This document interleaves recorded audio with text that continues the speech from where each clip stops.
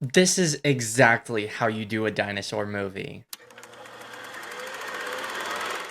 So yesterday I went and I saw the new movie, The End of Oak Street. And personally, I was pretty excited going into this movie. I thought it was going to be good. It looked really good. I love Anne Hathaway, love Ewan McGregor, and I was super excited to see what they did with it, especially it being this like sci-fi dinosaur combination type movie. And I definitely have to say, my socks were knocked off. This movie was way better than I was expecting it to be. I expected it to be like a pretty decent, good, well done movie. But damn, was this movie really good. Real quick, if you guys haven't already, make sure you hit that subscribe button so you don't miss out on future reviews and other videos like this in the future. And if you do end up enjoying this video and want to see more reviews like it, make sure you guys do smash that like button. Now, without further ado, let's hop into the actual review. So basically, the whole premise of this movie is that we have this family with the mom being played by Anne Hathaway, the dad being played by Ewan McGregor, and the two kids. And they are in the 1980s. It's 1982, I believe, is the year that they say in the movie. And they're at this block party, everything's going good, they're having fun. But then eventually, the son ends up seeing this bright light that shines through his windows this one night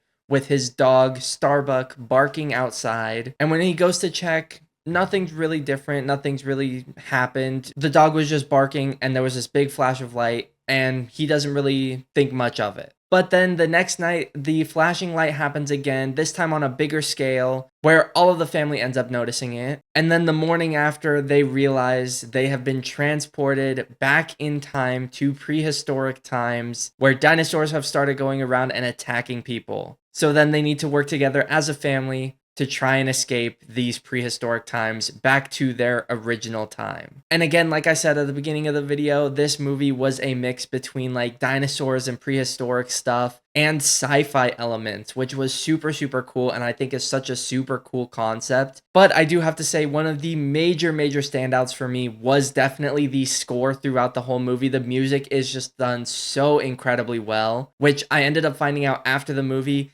that the score was done by Michael Giacchino, who is one of my favorite composers. He was the one that composed all of the Spider-Man movies for Tom Holland, as well as having composed the new Fantastic Four movie and a ton of other things. But yeah, no, he's one of my favorite composers, and he definitely had one of his best scores with this movie. Another major standout for me was the acting performances as well. I think Anne Hathaway's performance throughout the whole movie is absolutely incredible. And then also Ewan McGregor's performance throughout it is incredible, and their chemistry together is just immaculate. And I also thought the two kids' performances were very well done as well. And of course, the dog had a good performance as well. And overall, the visuals looked pretty good. The one thing I do have to say that I had a bit of an issue with throughout the movie was some of the CGI on the dinosaurs, especially one scene in particular where the dinosaur is kind of far away. The CGI doesn't look the greatest, but it's only a few moments here and there, so it doesn't necessarily ruin the movie or take you out of the experience. But also a positive to do with the special effects and the CGI and everything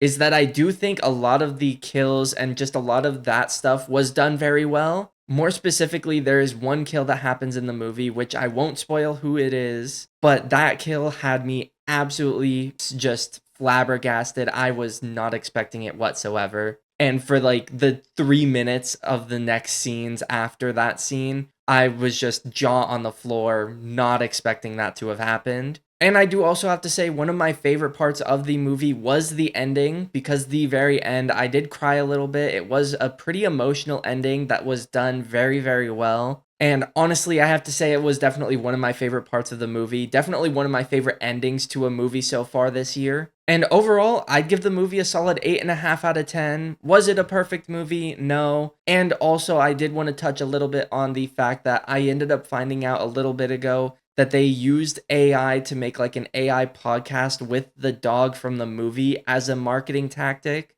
Personally, I didn't ever see that. I just saw people talking about it. But I think that's super stupid, and that's really annoying because genuinely they didn't need to do that. And that was also another major issue that I did have with this movie, is that I feel like they marketed it so poorly. And I think it's unfortunate that it did get marketed poorly, especially considering that it's still competing against Spider-Man Brand New Day, even though it's been 2 whole weeks since Spider-Man was released. But yeah, I did want to touch on that a little bit. I did think that that kind of sucked. But still, I would definitely recommend everyone to go watch this movie. It was very, very well done. I really, really enjoyed it. And if you enjoy dinosaur movies like the original Jurassic Parks or anything like that, you will definitely enjoy it as well. Or if you just want a good like family action movie to go to, this is definitely the one for you. Because I do also have to add, I think it is kind of crazy how this is a PG-13 movie because they do definitely push that PG-13 rating with a lot of the kills in this movie. But yeah, again, as I said, definitely go watch it. It was a very enjoyable movie to watch. And with all that being said, I'll see you guys in the next video.